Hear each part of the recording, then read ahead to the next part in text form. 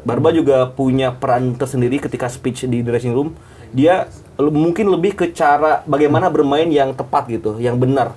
Dia tuh sering ngomong kayak lebih baik menyelesaikan laga dengan 6-7 kartu kuning dibanding kebobolan dari serangan balik gitu.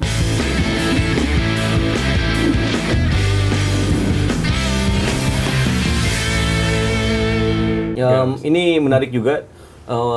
Tapi sebelumnya saya juga ingin ngasih apresiasi ya ke Persijap, ke PSM karena dua tim ini kan di pekan ke-33 kemarin sebenarnya udah aman. Iya, dari tidak degradasi ya. terdegradasi kan. Tapi mereka masih menunjukkan Dan mereka bisa menentukan benar. Jadi itu nasibnya sendiri. Itu satu hal yang begitu bagus ketika tim sudah aman dari zona degradasi, mereka juga nggak punya kesempatan untuk naik lebih tinggi lagi tapi tetap fighting di lapangan. Itu kan spirit yang perlu diturunkan ke seluruh tim yang ada di Super League. Tapi mengenai makhluk yang absen dan makhluk kan menjadi motivator yang luar biasa ya di dressing room. Kalau saya merangkum dari beberapa locker room, konten locker room Persib itu, ini juga menjadi perbincangan yang menarik di X karena kayaknya ada 3 sosok deh setidaknya ya kalau dibagi-bagi yang punya peran besar di dressing room Persib. Yang pertama jelas Bojan Hodak. Biasanya instruksi Bojan Hodak dan speech Bojan Hodak ketika di dressing room ini lebih banyak pada bagaimana cara untuk menyikapi pertandingan. Banyak komen kayak Bojan Hodak tuh bilang kayak udah jangan terlalu fokus ke wasit, jangan terlalu konfrontasi dengan wasit, jangan banyak protes ke wasit, main aja yang benar, fokus cetak gol, bertahan dan disiplin kayak gitu kan. Itu instruksi kayak statement mental tuh harus gimana di lapangan. Nah kalau makhluk biasanya lebih ke motivasi itu. Dia yang membakar spirit, motivasi para pemain dengan pendekatan culture menurut saya bagus banget. Dia mention 50 juta rakyat Jawa Barat dan lain-lain, itu adalah hal yang sangat kena gitu di pemain. Bahkan kita sebagai supporter yang nonton pun merinding gitu kan nontonnya. Jadi bagian motivasinya ada makhluk yang bisa menumbuh kembangkan bagaimana spirit di atas lapangan. Yang terakhir ada Barba. Barba juga punya peran tersendiri ketika speech di dressing room. Dia mungkin lebih ke cara bagaimana bermain yang tepat gitu, yang benar. Dia tuh sering ngomong kayak lebih baik menyelesaikan laga dengan 6-7 kartu kuning dibanding kebobolan dari serangan balik gitu. Atau enggak waktu lawan PSM di putaran pertama tuh kayak dia tuh ngomong juga di dressing room, kalian harus lebih jeli karena dua center back PSM ini dua-duanya kaki kiri katanya. Jadi komplit nih, ada yang set up mental, ada yang set up motivasi, ada yang set up bagaimana cara yang bermain yang benar gitu. Ini satu kemampuan dressing room yang kayaknya nggak banyak dimiliki oleh klub-klub lain di Super League dan bisa jadi benchmark tersendiri. Iya, dan perlu diketahui juga bahwa ketika sudah mau mendekati pertandingan, sebenarnya game taktikal strategi itu kan sudah disimulasikan. Ketika sudah masuk lapangan, yang ada itu hanya motivasi. Benar. Bagaimana seorang pelatih itu harus mampu menjadi motivator yang bagus, kemudian mengingatkan pemain, dan ruang lingkup atau locker room Persib itu dengan adanya Mark Klok, adanya Barba, kemudian pemain-pemain yang lain itu membuat tim ini semakin solid. Bahwa kebanggaan masyarakat Bandung adalah Persib Bandung. Ketika mereka memberikan kemenangan, tidak hanya tim, tidak hanya individu, tapi seluruh masyarakat Jawa Barat. Itu kan sebuah sebuah cara yang luar biasa, yang positif, bahwa sepak bola memang profesionalisme memang milik mereka, tapi berbicara kebahagiaan, kebanggaan, mereka bangun untuk masyarakat Jawa Barat. Dan emang nggak bisa terpisahkan ya kalau sepak bola itu dengan sisi emosional. Dan tim yang punya kekuatan dari sisi emosional kayaknya punya spirit yang lebih di atas lapangan.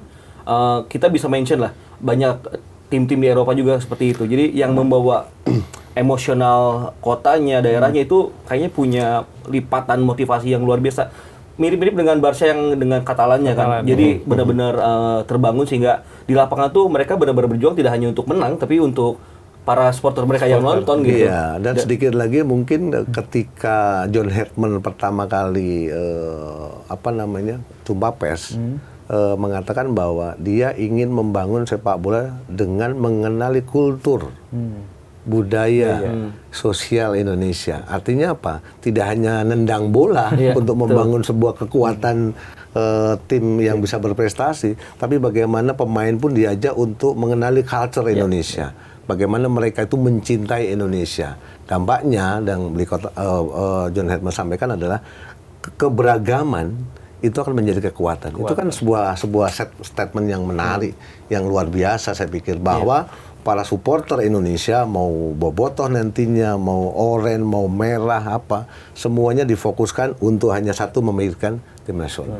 Benar, pokoknya tiap kali Persibandung meraih kemenangan tentunya menghadirkan kebanggaan ya bagi warga Jawa Barat ya. Mungkin lagi pusing utang atau apa. Tapi ketika Persib menang, ya sekarang tuh move-nya menurut gue positif ya di Bandung itu. Jadi ketika menang lawan Semen Padang itu tukang sate Padang habis. Benar-benar sold out, bisa dicek di 2 pertemuan ketika menang lawan Semen Padang itu tukang sate Padang di hari itu habis sampai malam, nggak ada lagi. Saya pernah mengalami karena habis podcast mau makan sate Padang nggak ada. Terus kemarin pas kita menang lawan Persija, yang Persib menang Persija, tukang kerak telur habis diborong juga. Soto Betawi, ketoprak Betawi semuanya hal semacam ini kan harus diperhatikan oleh supporter yang memang memiliki keinginan, memiliki motivasi, memiliki fanatisme yang sebenarnya bisa dikontrol. Karena apa? Dengan sepak bola, ya kan? Ekosistem terbangun, ya kan? Tukang sate, tiba-tiba rezekinya luar biasa habis di hari itu juga. Jadi satu Shywar yang bagus karena itu mengalirkan energi ke sisi yang lebih positif gitu dibanding Shywar di medsos dan lain-lain. Ternyata Bobotoh punya style yang lebih bagus dan gentle ya. Dan itu tentunya jadi hiburan yang menarik gitu. Jadi kan kita juga memberikan rezeki juga bagi orang yang bahkan nggak nonton bola gitu. Kalau nanti di match weekend nanti Mas Supri, Mas Ibam, kira-kira apa strategi yang bakal diturunkan Bonjan Hodak? Apakah Bonjan Hodak memilih memainkan lebih penguasaan bola seperti melawan PSM kemarin, atau ya pragmatis lah, seperti ketika Persib menang 1-0 atas PSIS. Mungkin kelihatan tuh ketika setelah gol Matrikari itu Persib lebih nahan ya. Ya, ada 3 aspek yang ingin saya sampaikan. Satu, mereka bermain sebagai tuan rumah. Kemudian bertemu dengan Persijap di putaran pertama mereka kalah. Otomatis kan mereka ingin mencoba memperbaiki atau dalam tanda kutip membalas dendam, ya kan? Dan yang ketiga, ini pertandingan terakhir.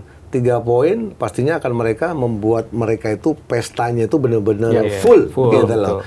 Dan tadi 3 poin menutup akhir kompetisi dengan juara itu kan memberikan kebahagiaan untuk masyarakat Jawa Barat. Saya pikir akan all out ya, walaupun 1 poin itu sudah cukup. Agak tricky sebenarnya lawan Persijap ini karena saya menilai kalau Persijap itu tim yang masih menggunakan klasik Indonesian football gitu. Itu jadi waktu kalau kita nonton flashback ke 15-20 tahun ke belakang, yang gayanya main Persijap tuh kayak tim Indonesia saat itu. Militan gitu. Militan, fisikal, determinasi tinggi, dan yang paling kelihatan juga ketika menghadapi Borneo, pressing mereka ini bisa konsisten sepanjang 90 menit.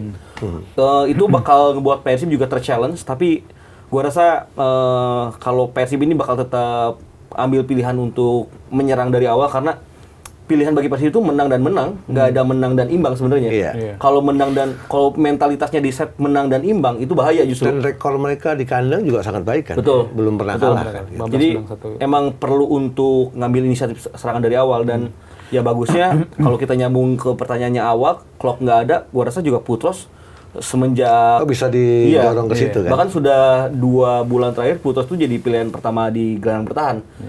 Jadi memang masuk lawan PSM kemarin.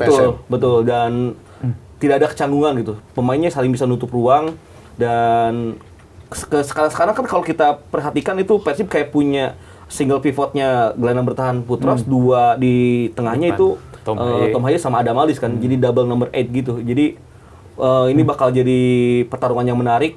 Dan mungkin Persijap bisa ngalahkan Persib di kandang sendiri, tapi saat itu juga Persib belum ada Tom Haye, belum ada Barba, gitu kan. Juga belum ada. Iya, belum ada Andriung. Nah, ini beda nih, Persibnya beda dan motivasinya berlipat. Jadi ya kalau dengan sesuai track yang ada, harusnya Persib tetap bisa menang ya. Nah, ini semenjak Pak Cheo Jaihun datang, Mas Supri, Mas Ibam sebagai pelatih kiper Persijap, ada peningkatan performa lah dari lini belakang Persijap lebih khususnya. Dari 11 laga semenjak Cheo Jaihun datang tuh Persijap mencatatkan 7 clean sheet. Itu kan performa dari kiper-kiper Persijap tuh salah satunya Andriansyah yang kemarin tampil oke lawan Borneo, membuat Persijap sangat solid lah di lini pertahanan. Ini apakah faktor ini akan mempersulit Persib untuk membobol gawang Persijap di laga nanti. Iya, Karena terakhir lawan Borneo 0-0 kan Persijap. Betul. Apalagi ketika menghadapi Borneo kan mereka juga dapat poin 1 ya. Iya. Artinya kepercayaan diri yang dia bawa setelah menahan Borneo itu kan akan berdampak juga nanti ketika bertemu dengan Persib ya. Kolektivitas mereka, fighting spirit mereka, kemudian pencapaian mereka dengan mampu bertahan di Super League ini kan juga sebuah pencapaian yang sangat Luar baik dengan biasa. persaingan yang begitu ketat ya gitu loh. Ya tinggal para pemain Persib ya pasti akan mengantisipasi, kemudian mencari momentum untuk apakah cepat untuk mendominasi dengan melakukan counter attack dengan possession progresif yang selama ini mereka jalankan, atau mencoba untuk menunggu di middle, kan ketika defend dengan compact yang sangat baik ya, tapi tetap Persija tidak bisa dipandang remeh ya. Terbukti mereka bisa bertahan, kemudian mampu mengejutkan selama gelaran Super League musim ini. Betul. Sebenarnya faktor Pace Yojaihon juga besar memang, apalagi dengan mendatangkannya M. Ardiansyah ya semenjak Januari kemarin. Jadi momentumnya bagus banget, apalagi semenjak datangnya Lemos sebagai pelatih. Kayaknya setelah di-retake ya? Iya, setup defense. Berperan posisi tuh. Setup defense-nya jadi lebih baik. Tapi kalau saya menyoroti, selain M. Ardiansyah dan Pace Yojaihon yang bagus untuk melatih pelatih bagian kiper, kayaknya emang back four-nya Persijap juga lagi oke Bagus gitu. ya. Yakubu salah satu fullback yang benar-benar fisikal, dia energinya nggak habis-habis. Buyung Ismulesi kemarin juga main bagus juga. Nah ini di center back-nya ada Diego Brito dan Thierry. Jadi compactness ini menjadi modal bagus bagi Persijap. Nah, cara Persib kalau ingin menang berarti harus lebih cepat di aliran bola di area pertahanan lawan. Karena kalau temponya lambat bisa jadi makanan empuk back-back Persijap ini. Persijap udah punya sistem pertahanan yang militan banget di belakang soalnya. Kemudian juga harus lebih memaksimalkan 2 double pivot kalau memang mau pakai 2 double pivot ya. Bagaimana di saat transisi, karena transisi kan menjadi poin penting di sepak bola modern sekarang. Dengan memakai 2 double pivot, siapa yang lebih dekat, dia akan harus berani untuk memutus minimal atau mencoba mendelay. Jangan sampai kecepatan para pemain-pemain Persijap mampu terus langsung berhadapan dengan 2 center back dari Persib Bandung yang sejauh ini ketika bertemu dengan lawan yang punya eksplosivitas itu agak kedodoran, ya kan? Tapi positioningnya pemahaman taktikal dalam sisi positioning Barba sangat baik, karena kan dia lulusan Eropa. Kan, gitu. Saya juga menduga sebenarnya skuad Persib tidak hanya ingin menang, tapi juga ingin menang dan clean sheet untuk kebantu Teja ya kan. Jadi nanti kayaknya bakal ada rekor sisi emosional lain di mana Pace Yojaihon bakal langsung ketemu Teja ya. Pas banget momennya ya. Iya, saat ini sama-sama 17 clean sheet di liga kan. Kalau di laga terakhir nanti Persib bisa clean sheet ya ini bagus juga bagi dan Persib dan Teja. Untuk para pemain Persijap kan juga pengen mengakhiri kompetisi dengan baik, individu mereka juga pengen dilihat tim-tim lain. Tim besar, ada momen untuk jualan juga gitu loh. Setuju banget. Tapi kalau prediksi gimana kira-kira Persib bakal menang atau imbang? Ya, nu aing pasti menang lah. Saya sih cukup yakin dan positif. Margin 2 gol bisa kayaknya. Margin 2 gol bisa sekarang. Soalnya dengan rekor tanpa kalah, kemudian sekarang 1 pertandingan diharapkan mampu untuk menutup pesta musim ini, saya pikir kans mereka besar. Hanya kebobolan 3 gol di kandang di liga, lalu Barba udah kembali ke tim. Iya, dan secara keseluruhan juga rasio kebobolan Persib kan sekarang juga paling kecil. 22. Ya. Kemudian produktivitasnya juga meningkat walaupun hanya 3 digit ya. Benar.